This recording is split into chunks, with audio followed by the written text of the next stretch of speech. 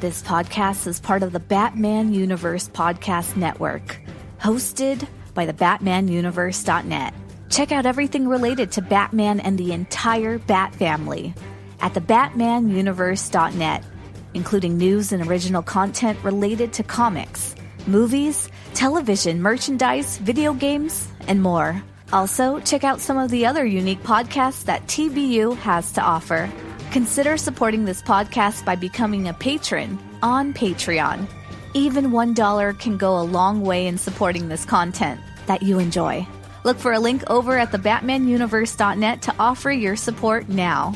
And now, on with the show.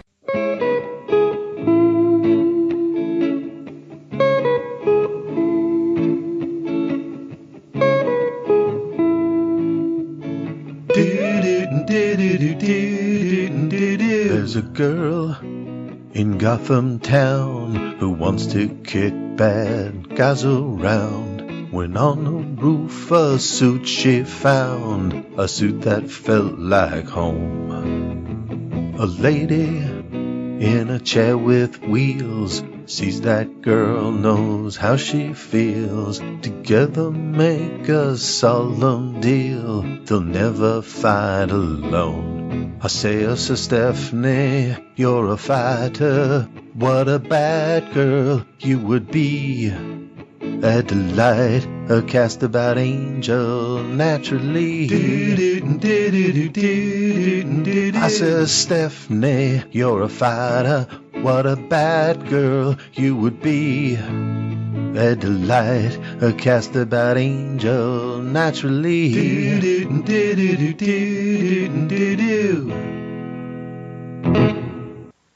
Hello, and welcome to this edition of TBU's Bat Books for Beginners, episode 188. My name is Gerry. And I'm Chris. And we are your hosts. On Bat Books for Beginners, we will examine story arcs with Batman and related characters. We'll give you the historical background of the book, break down the plot and the art, and give you our opinions so you can decide for yourself if they're worth a read. Today's Bat Book Chris and I are covering is Batgirl Rising, Part 1.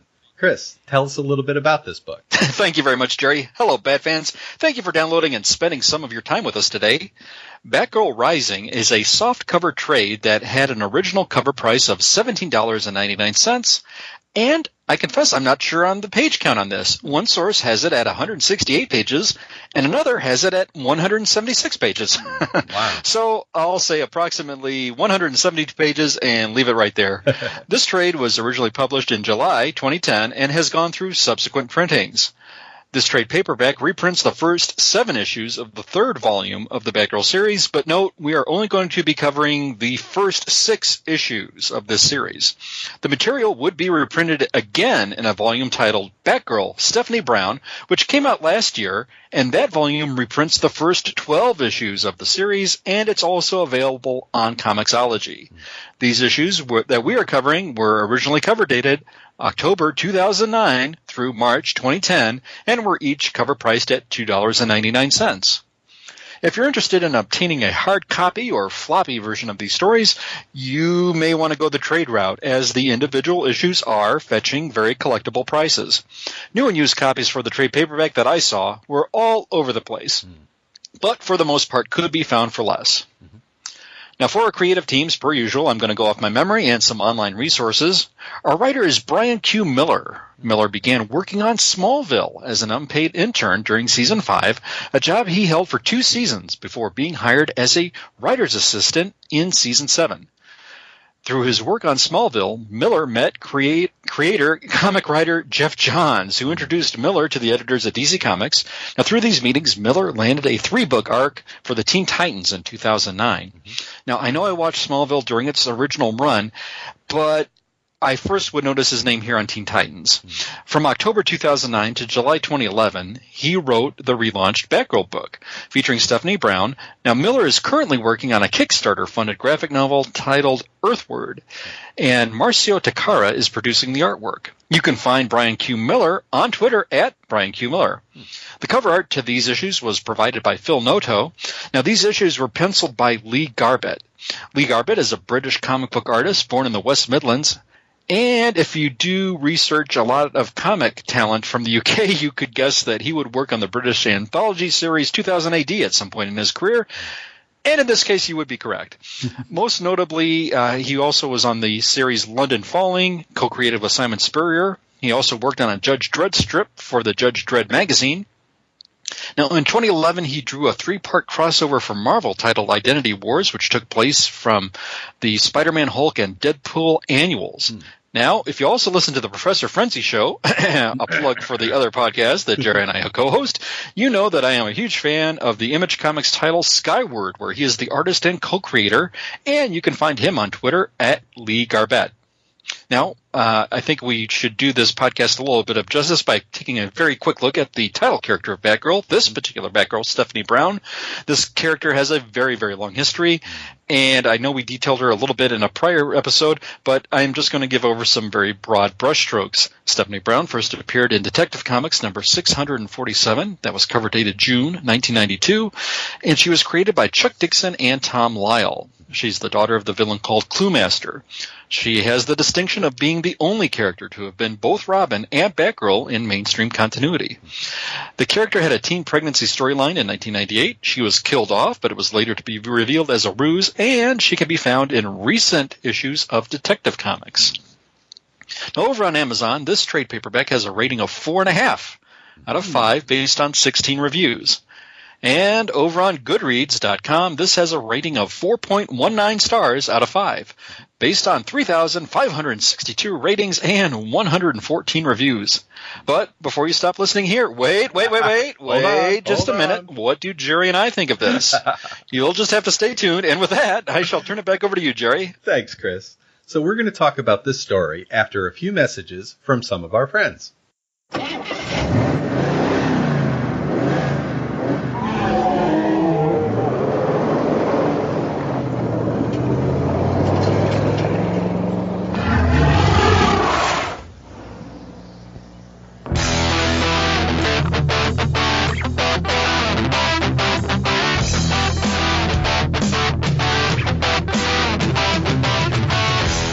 Xenozoic Xenophiles. A fan podcast devoted to the comic series Xenozoic Tales. It's a post-apocalyptic adventure series filled with Cadillacs and dinosaurs. I'm Ruth. And I'm Darren. We hope you'll join us as we discuss the stories, characters, and art in this excellent comic series from creator, writer, and artist Mark Schultz. Xenozoic Xenophiles is available at podbean.com and on iTunes and Stitcher. And find us at xenozoicxenophiles.com.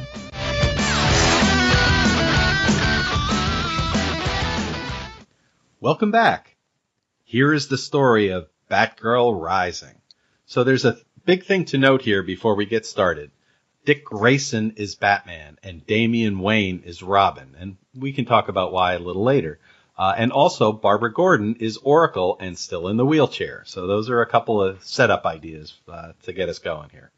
Batman and Robin are on a Gotham City rooftop watching Batgirl in action. They see that Batgirl doesn't have the skills they expect the current Batgirl, Cassandra Cain, to have. That's because the lady in the Batgirl suit isn't Cassandra. It's Stephanie Brown. How did Stephanie Brown, who Batman trained as Robin and was responsible for the chaos of War Games, become Batgirl? Well, let me tell you. Stephanie Brown is back living at home with her mother and is a freshman at Gotham University. She's been lying to her mother and has been going out at night as Spoiler. She's fighting some bad guys at the docks with Cassandra Cain, Batgirl. Bruce Wayne, Batman, is dead. Cassandra decides she was fighting for Bruce and removes her batsuit and leaves the superhero biz, leaving Spoiler alone. Stephanie takes the Batgirl suit home. The next night, the GCPD surrounds a building where some baddies have a police officer, Nick, hostage. Stephanie, Batgirl, enters the building, and between her and Nick, they overpower the bad guys. The next day, she goes down to breakfast to find Barbara Gordon at the table, wanting to talk. Barbara points out how dangerous being a bat can be. Steph had already been, quote, killed, unquote, in the line of duty, and her mistakes caused chaos all across Gotham. With a bat on her costume, she will attract some big bads. At school, Stephanie meets friends Jordana and Francisco. Jordana is not a pleasant person. Francisco, though, is friendly. He invites Steph to hang out with them later, before Jordana pulls him away. The Gotham Harvest Festival is going on at Gotham U's Frat Row. There are some guys causing trouble, and Steph suits up and leaps into action. Barbara is monitoring things going on in Gotham, and Stephanie finds she is on the Batgirl suit's comms. Batgirl beats up the guys, but they realize that they must be on a new drug called Thrill that causes heightened aggression and adrenaline. The guys are able to get away in the back of a truck that pulls up. Stephanie and Barbara go to the Batcave to use the facial recognition computers to figure out who the Thrill drug dealer is. They identify the dealer, Steve, and the GCPD picks him up, but their squad car is attacked and the dealer brought back to the evil lair where we find Scarecrow waiting for him. They find the lair's location at an abandoned hospital, and Stephanie goes to check out the place. She injects herself with anti-Scarecrow medicine. She beats up some guards and fights Scarecrow. He hits her with a toxin that makes her hallucinate. With Barbara's help, she's able to overcome the hallucinations and beat up Scarecrow. Nick of the GCPD comes by to clean up. The next day, Nick finds a note and lipstick on his car. Thanks for not shooting me, love, and a little bat, Santa's little helper. Barbara takes Stephanie to the same place in the Batcave where Bruce and Dick sealed their partnership as Batman and Robin. Stephanie pledges to be a good Batgirl. Babs pledges to support and guide her. Babs gives Steph a Batgirl suit all of her own. It looks great with her blonde hair flowing out the back. She goes out, and Batgirl's across Gotham. The lights are out all across Gotham. Stephanie arrests a purse snatcher. It turns out the purse belongs to her mom. She returns it anonymously, throwing it into the police station as her mother is giving her report. Jim Gordon and Nick are at a Gotham baseball stadium investigating a burned-up body in center field. Nick realized that the body had hit one of the lights and landed on the field. All of the problems are being caused by an electrically charged super baddie called Livewire. Stephanie shows up to help out.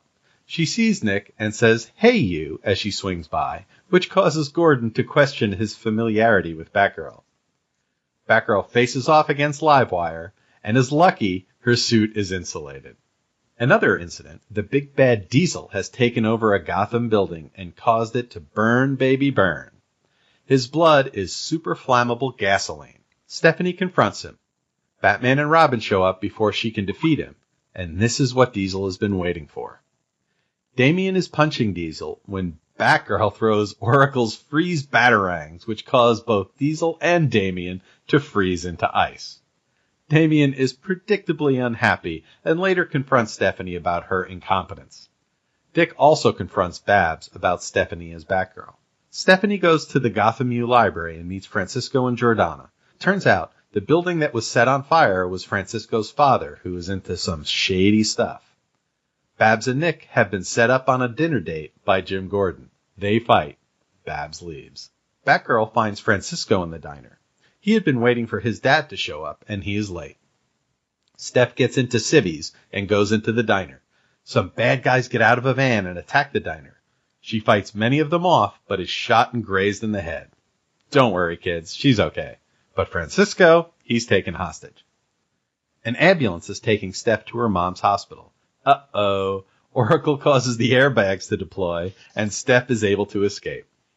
Dick Bats breaks up a Damian-Stephanie fight and puts them both in a timeout.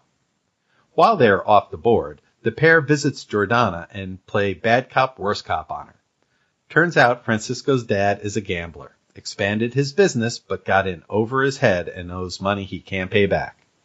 Dick is in a bat hovercraft looking for clues when Roxy Rocket blasts by and upsets the flight of the Batcraft. Many weirdos in Gotham U hoodies attack Dick Bats. Francisco is at a building under construction, and his dad shows up. They argue about his gambling and how it threatens the family.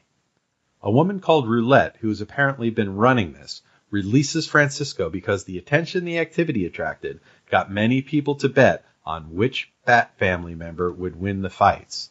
It made her enough money to pay off the debt. Fighters include Roxy Rocket, Dr. Phosphorus, and more. Batman is down. He's being attacked by the hooded creatures. The team set off to save him. The end until next time. So Chris and I are going to talk about our feelings for the story after these words from some of our friends. When you talk about comics, does it sound something like this? Look, you can't put the Superman number 77s with the 200s.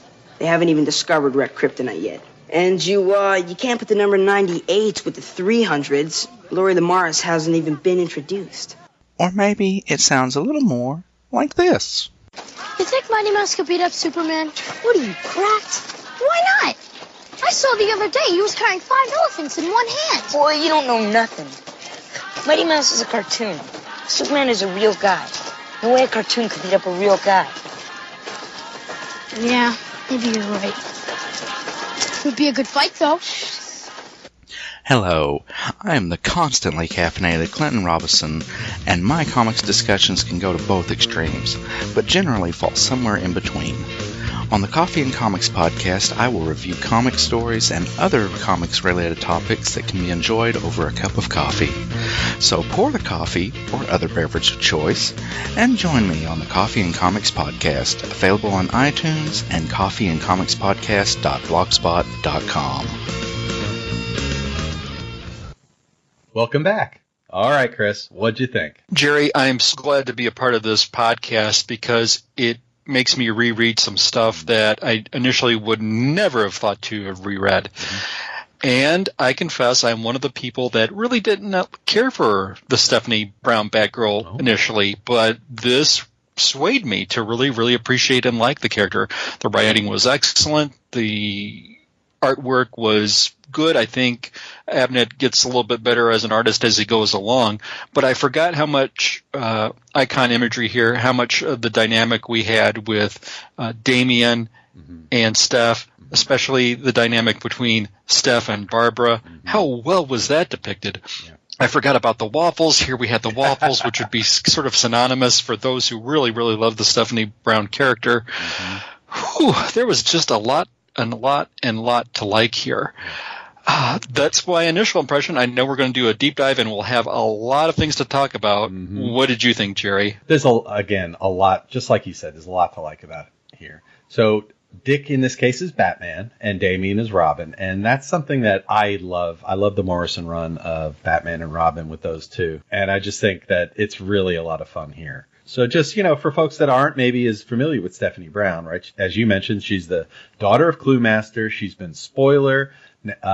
She's been Robin. She's killed by Black Mask during War Games, which is, mostly her fault. And she's back now. It turns out, I think, Leslie Tompkins, I believe, faked her death. Yes. So, and we have some really good Barbara Gordon here, too. Barbara is helping the wheelchair-bound person, Wendy Harris, who I think you know a little bit about. Right, Gerry. Thanks for mentioning that. Wendy Harris, for those a little unfamiliar with the character, this character goes way, way back with her roots and origins back on the old Super Friends cartoon from way back in the 70s.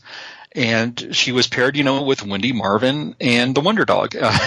So when the character made the jump from the TV series to a comic book, there was a text piece in the back of the issue that I think it was E. Nelson Bridwell put text with who the Wendy and Marvin characters were.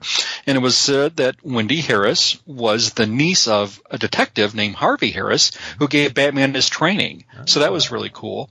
And Marvin was Marvin Prince, who was the daughter of Diana Prince, not the Wonder Woman Diana Prince, but the identity of the character that Wonder Woman got initially when she came to the man's world from Paradise Island, and she needed someone, and this nurse wanted to get out of her civilian identity, become somebody new, so Diana adopted her identity. So that's where we got that character from. Great.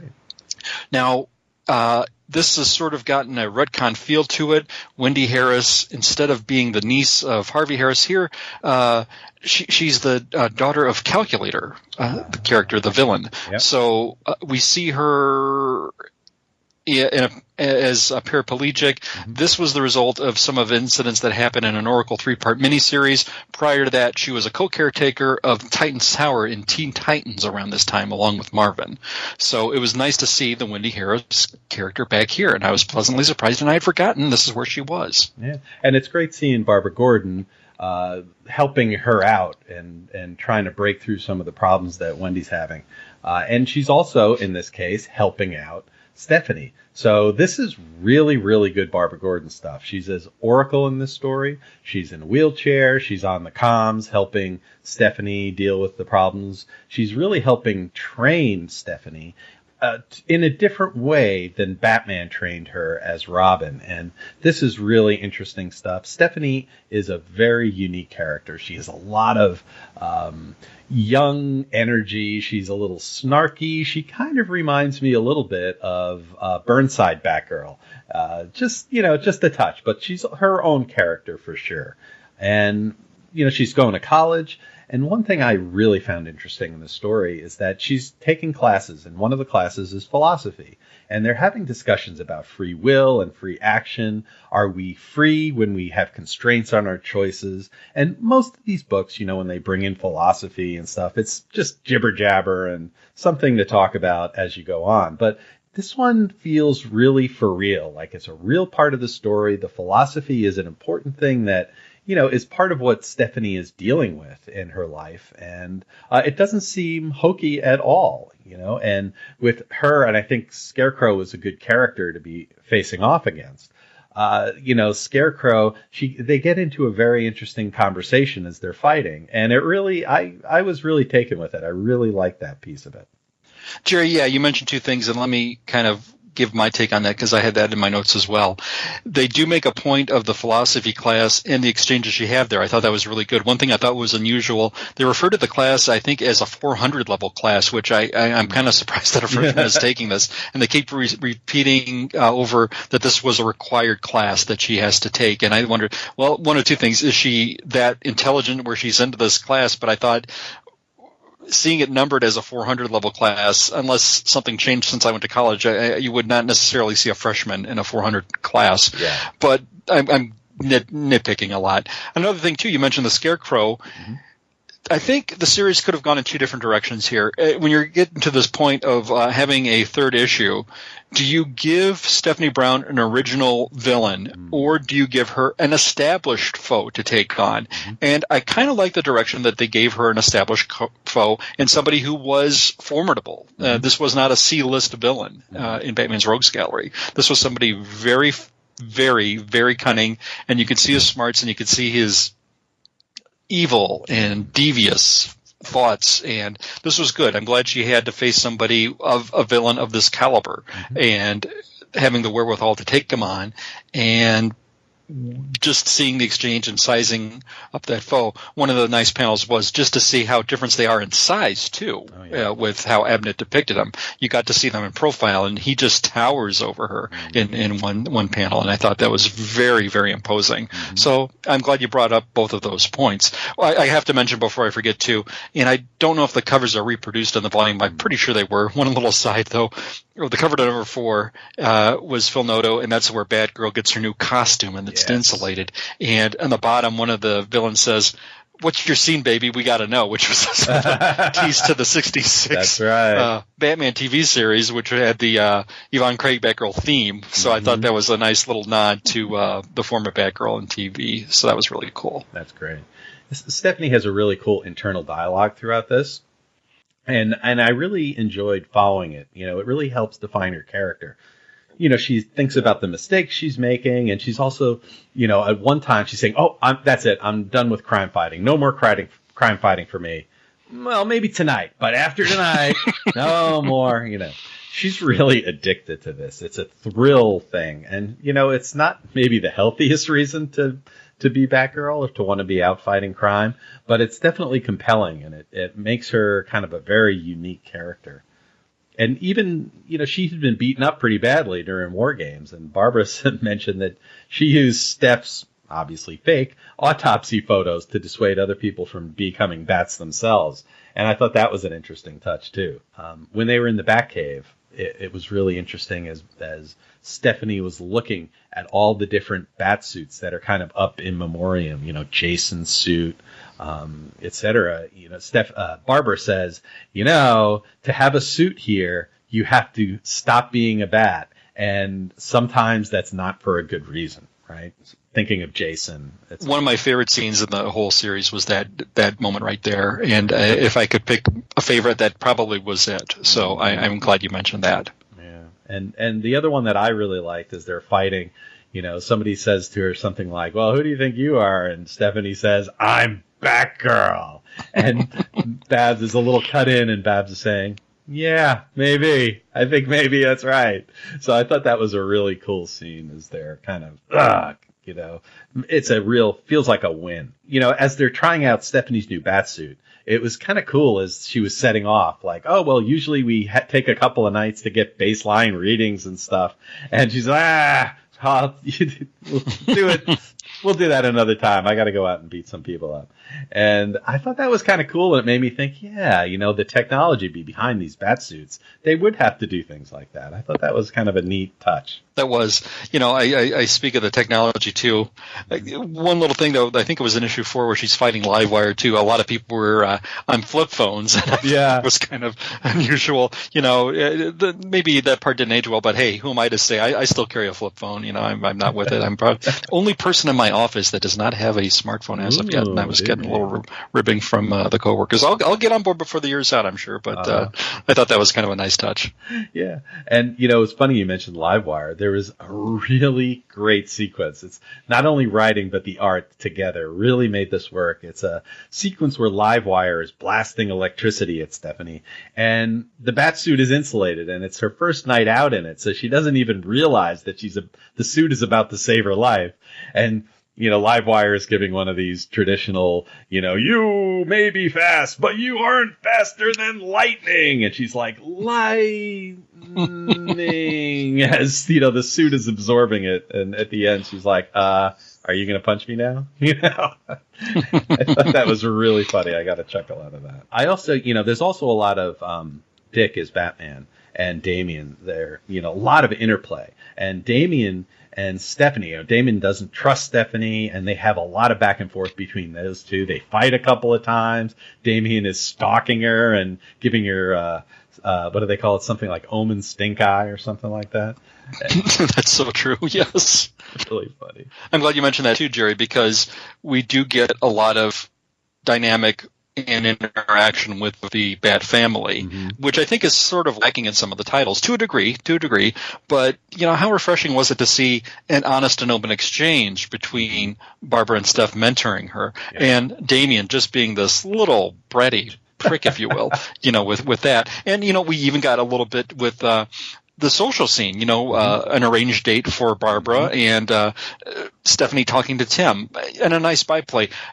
How warm is that to see just one page of that, in here, and then wouldn't you like to see something like that in a current title? Just some human exchange where they're not in costume and they're living lives outside the costume. And we only get to see them in the costume pretty much 24/7 in a lot of comics I'm reading these days. Yeah. So this was great to see. Yeah, it was, and so many great sequences, like in costume, out of costume. Then one that I just can't let go by without mentioning. So Stephanie's there. She's fighting some bad guys up in a big, tall building, and she's on a rope and she's swinging, and she's like, how much weight can these ropes take? And she's got two bad guys on her, and they go, she's like swinging through the streets, and she goes past one of these Gotham tour bus with the, top is open air, and all the people screaming, ah! She goes flying through the bus, and a little girl is looking on, excited, clapping, and gives her words of encouragement. I just love that sequence so much. That was brilliant. It was there was a little bit of charm in each issue, in each chapter that we got in this, and I was just so warmed by a read that I haven't felt in quite a while, and I didn't get that in my initial read of this. I remember picking up these issues when they came out, and I thought they were good, but not necessarily great. I think as an old-time comic reader, Barbara Gordon was my Batgirl, and how dare this Stephanie Brown be running around wearing the costume and calling herself Batgirl. Barbara Gordon was my Batgirl. And I didn't give Stephanie, in all honesty, perhaps a fair shake, but in reading this now, I really got to see the characterization and how she was portrayed, and I'm getting a little more swayed to liking this character a lot more than I initially did. I always kind of had a feel for her, but now after seeing this, that she's gone up a couple of notches in my book, and I really have grown to like this character much more than I initially would have. Yeah, well, it takes time to fill them out, right? She was spoiler for a long time. I think a lot of people thought she was kind of one-dimensional, but over time, her being Robin, her being Batgirl here, that's really powerful stuff, and she's become a more and more full character that you can kind of identify with. And I think a lot of that is through her interactions with the Bat family, you know, with Dick not trusting her, with Damian just being very aggressive towards her. But then they figure out how to work together. You know, they play bad cop, worse cop. And, you know, it's kind of cute the way that they figure out what they're going to do. And Stephanie says, well, you know, if you think I'm bad, you know, you have to worry about him, and he's a stabber. You know? Yes. There, with the exchanges with Stephanie and Damian, there were so many just little asides that were just so priceless. Gerry, did you have a favorite exchange between Stephanie and Damon? There was one point where they were arguing, and she's trying to correct him, and she says, "And stop looking at my chest." And he responds, "What chest?" And it's just, I don't know. It's just a dumb kid thing to say. He's so nasty, and it just drives her crazy, and it just makes me laugh. I just love it. That did too. That was just great writing and great artwork on how that was depicted. Great perfect stuff. And, you know, like I said, I just love Dick as Batman. I think he's a really interesting Batman. And there were a couple of points in here where they were thinking, well, remember, you know, when Dick and Babs were talking, it's like, well, Dick was Robin and Babs was Batgirl, and they would fight and they would spar and they would have a competition between each other. And guess what? Steph and Damian are in the same boat. And it's I kind of thought it was kind of similar seeing those correlations. Yep, absolutely. So I think I'm going to do a little aside here, just kind of talking about the modern Batman, where they are. And sure. And so, you know, as we know that Batman and, you know, Bruce and Selina Kyle were supposed to be married, and they decided not to get married, and at least in issue 50, although Tom King is hinting that maybe by 100 they may get married. But, you know, I think Dan DiDio mentioned, I think it was him, that said something to the effect of, well, if they get married, it kind of feels like Batman is over, and we still have a lot of stories to tell. I know. Gerry, did this just recently happen over San Diego Con as we're recording this this weekend? I think so, yeah. Oh, wow. And I just think that I just don't agree. And I think here. I know what he's saying. But, you know, you have the Batman story isn't over. Well, are you talking about Batman, the character, or are you talking about Bruce Wayne? Because I think Dick makes an awesome Batman. And you could have Bruce marry Selina, retire as Batman, Dick and Damian become Batman and Robin, and Bruce and Selina could go off and, you know, be detectives like in The Thin Man, you know, married couple, solving crimes, getting into trouble across Gotham, like a very noir detective husband and wife. And I think that could make a fantastic story. Not forever, but for a year or two. I think that would be really interesting. Yeah, I totally agree, Gerry. There's a few things. I have a few comments on that. I'm not sure where to start. This is going to go a little all over the place, so please bear with me. You know, back in the day, too, in the DC Silver Age, they did somewhat of an experiment with that, where Alfred would write these imaginary tales of Batman retiring. Now, albeit in those stories he wound up marrying Kathy Kane, who was the Batwoman at the time, but it did show a hero career of Batman, and it had Dick and Bruce's son adopting the identity of Robin, and they would be these tales of they would wear these Roman numeral 2s on their chest right underneath their logo, but at any rate they would go out and fight crime, and you would have these adventures of an older Batman, a grayer Batman, and it was interesting to see that dynamic. Flash forward to, more recently, but, in the 80s, I think writers like Gary Conway and Dud Mensch did explore these themes. You know, they had Bruce Selina go out of the town. There was one issue where they did a double date of sorts with Green Arrow and Black Canary, which was just priceless. And I think that relationship was really delved into, and Len Wein got the ball rolling with stuff like that. It was a great period for Bat fans that sort of got usurped by the events of Crisis, and then later the Year One, and then just a lot of retconning, and things got shelved by the wayside. And it really, for the longtime fan, didn't get revisited up until Tom King. And, we were here we are with the events of 50, and fans, I think, are on both sides, and there's some vocal, but I think the fans who really want this are as vocal, but maybe more silenced. And I think the longer time fans haven't necessarily gotten their shake, and they've been very, very patient to see Selina and Bruce together. And they want more of this, and God bless them. We're still clutching to our belt, and we're not going to budge. And sooner or later, I hope we do get to see these stories and the relationship. And like you said, why not? Have them do their thing, and perhaps have their own series and adventures along with a Nick and Nora Charles, what have you. Yeah.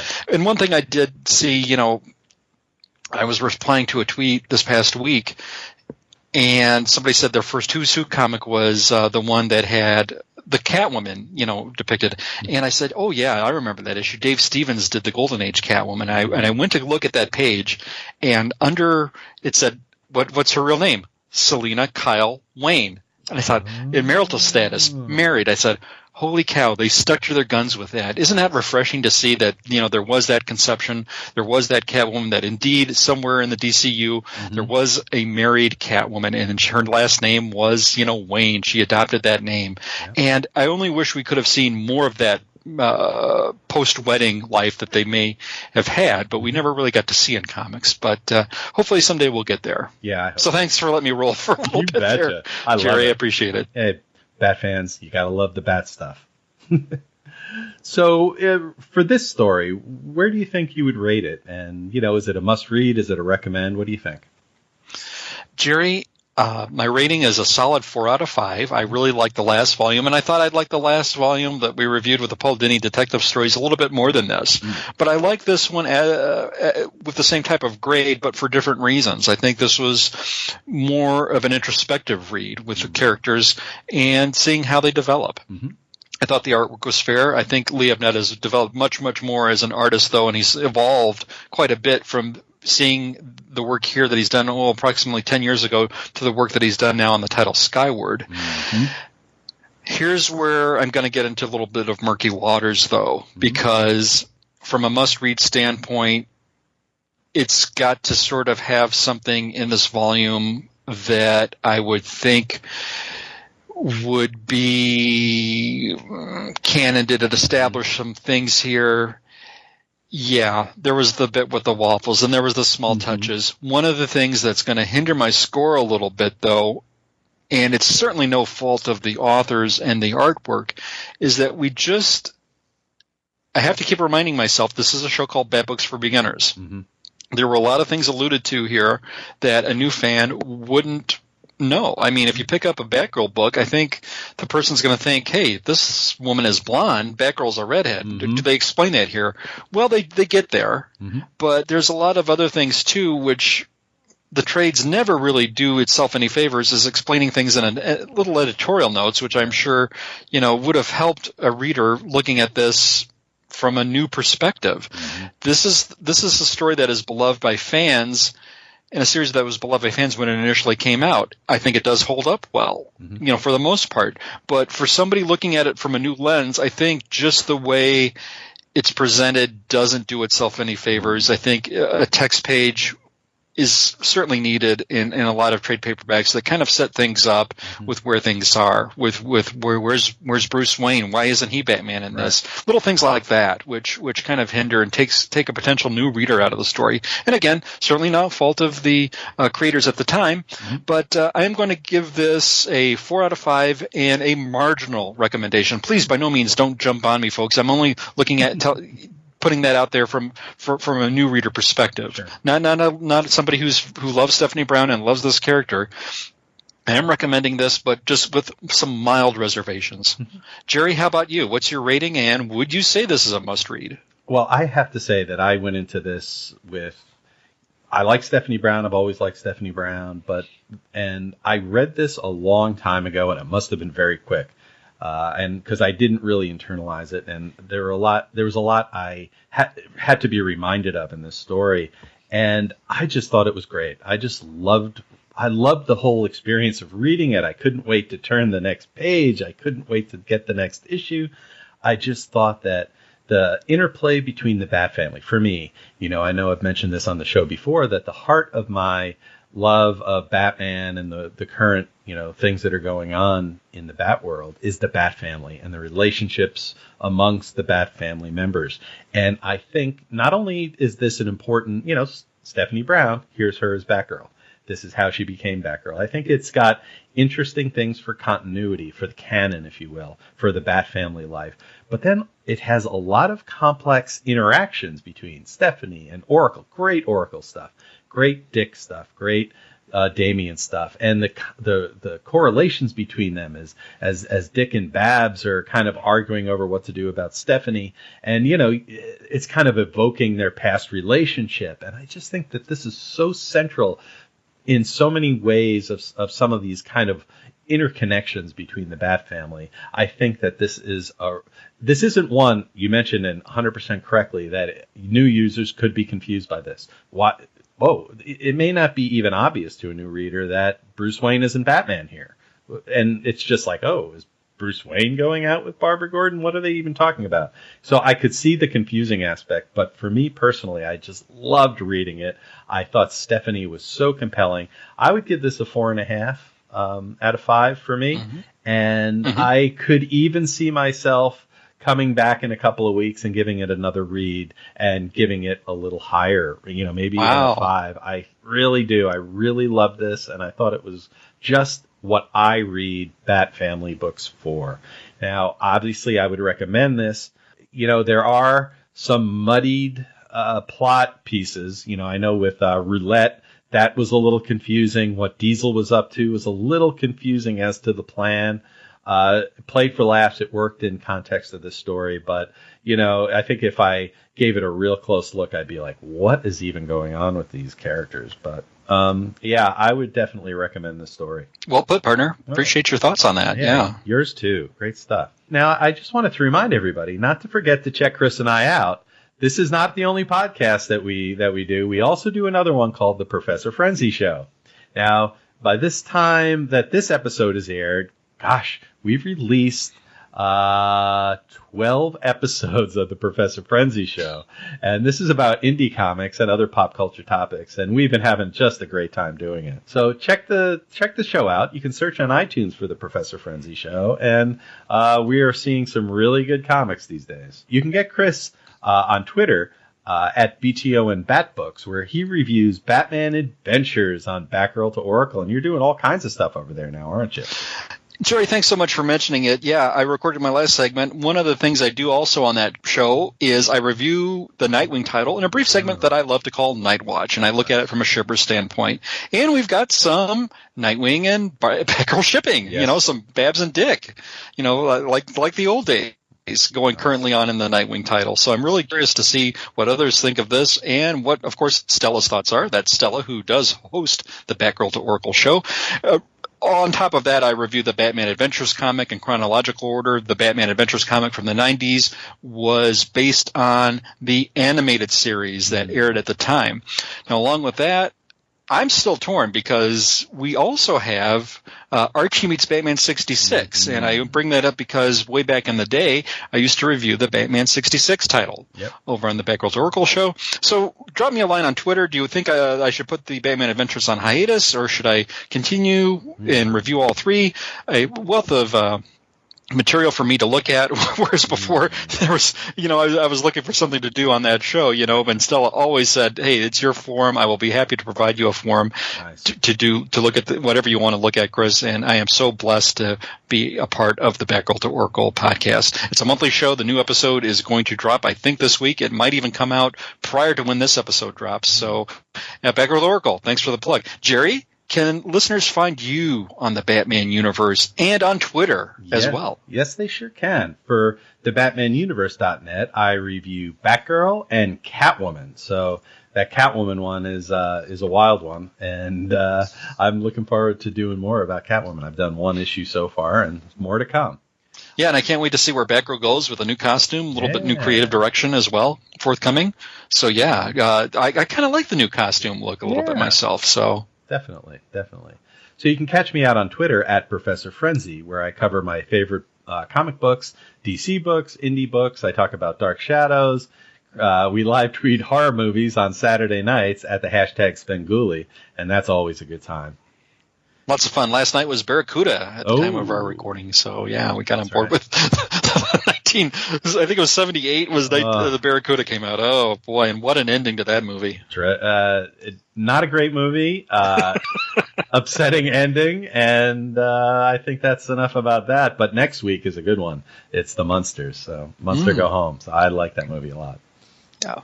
Now we also listen to a lot of other podcasts, Chris and I, and one of the ones that we like a lot is Cosmic Treadmill and Weird Comics History with Chris Sheehan at Ace Comics and Reggie at Reggie, and they discuss classic comics. They do great voices, great detail, just a really humorous look at some unusual, offbeat comics and historical things too. Yeah, 100th episode dropped just as we went before we went to record.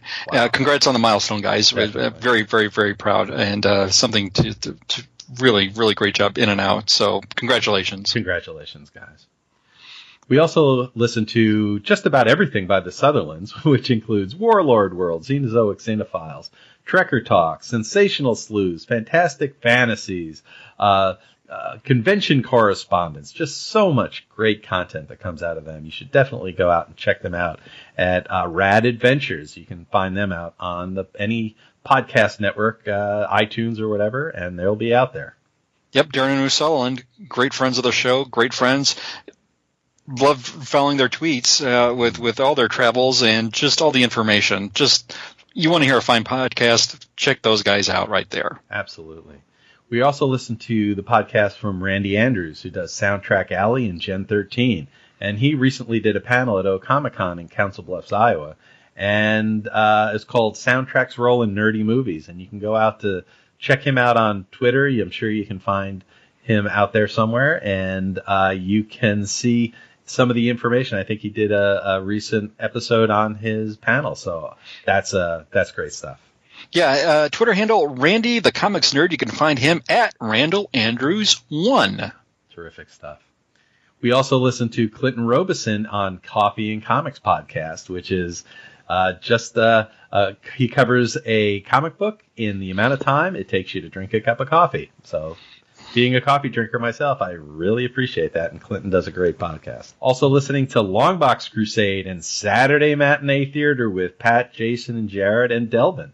So that's great stuff over there. All their work is always good, and I'm loving. I just did a catch-up on Saturday Matinee Theater, which covers the old 50s Sherlock Holmes TV shows, and I was getting a little behind on my podcast listening, and I just caught up. I watched 3 episodes of the show, and now I'm ready to listen to 3 podcast episodes of Saturday Matinee Theater, which I can't wait. Yeah, I go one by one, so I need to get ahead. I need to get a little ahead of the game. But yeah, I do it one by one. But always good stuff with that. Check those folks out over there, please. I'm also listening to Wonder Woman Warrior for Peace, which is a podcast I really like. If you like Wonder Woman, they cover Wonder Woman in every media, movies, TV, comics, different ages of comics. Great stuff. Yeah, Golden Age, the George Perez run, and New 52, along with the chronological looks at the TV episodes from the 70s. Wow. And presently, Angela, the host, is delving into season 2 episodes. And I always love her take up those episodes. I think that's my favorite part of the show is her look and comments about the 70s Wonder Woman TV series. Mm-hmm. That's great stuff.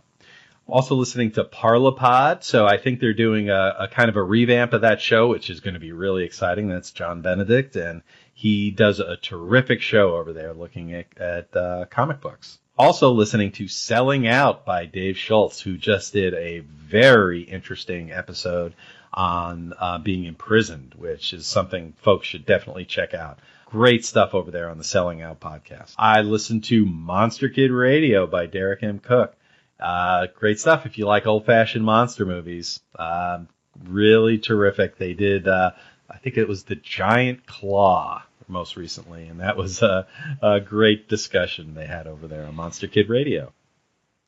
Now, a new podcast that Chris and I have been listening to is A Gal Walks Into a Comic Shop with Barbara and Bob. And Bob's kind of the old comics hand, and he's introducing Barbara to comic books. And just listening to her seeing these comic books with fresh eyes and their discussions is really good stuff.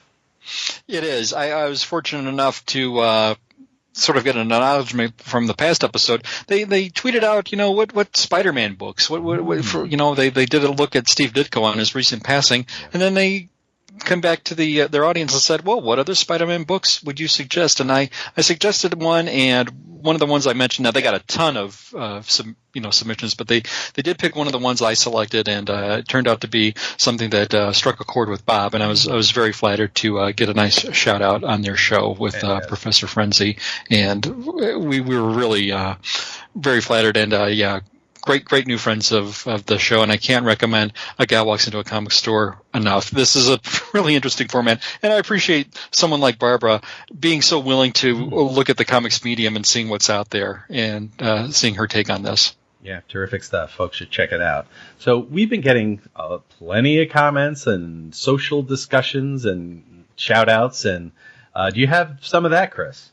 Yeah, thanks, Jerry. Were comments on our last show where we looked at the Paul Dini detectives. I know Reggie was looking at this run, and he really liked it. We also heard from good friend of the show, Green Lantern HG, via Twitter, who said, another great episode. I have to agree with at B2 on Bat Books, that's me, hey, thanks, that the ventriloquist needs a good story. Enough of having last on the list of the bad villains. Yes, here, Green Lantern HG. Definitely. Thank you so much. Longtime friend of the show, and you can find his written reviews over on the BatmanUniverse.net. That would be Ian Miller. And I'm sure Ian Miller is going to be listening to this episode with some earnestness, because he's a huge fan of Stephanie Brown. So with respect to our last episode, again with Paul Dini's detective, he said, pretty great review. I love Dini's run on tech, and you highlighted exactly why, other than great art.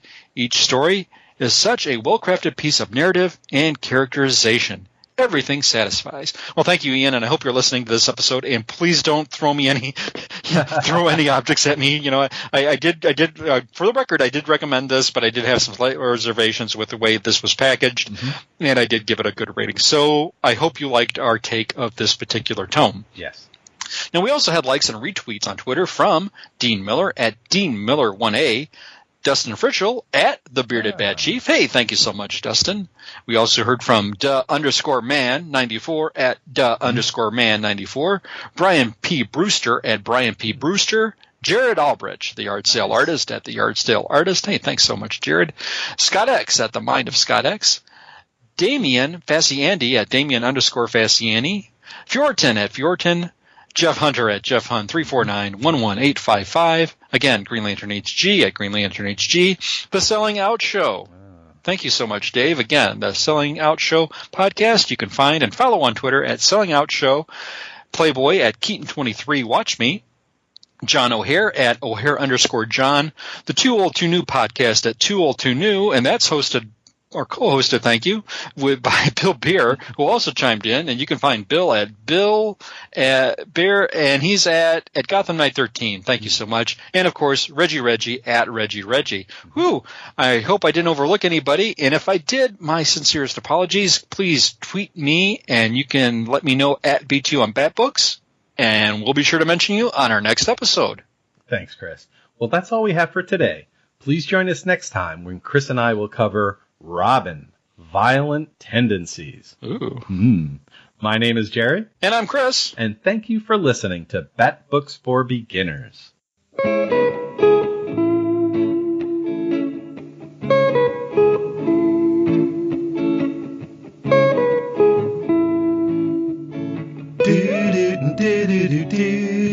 There's a girl in Gotham town who wants to kick bad guys around. When on the roof a suit she found, a suit that felt like home. A lady in a chair with wheels sees that girl, knows how she feels. Together make a solemn deal, they'll never fight alone. I say, oh, Sir Stephanie, you're a fighter. What a bad girl you would be. A delight, a cast about angel naturally. I said, Stephanie, you're a fighter. What a bad girl you would be. A delight, a cast about angel naturally.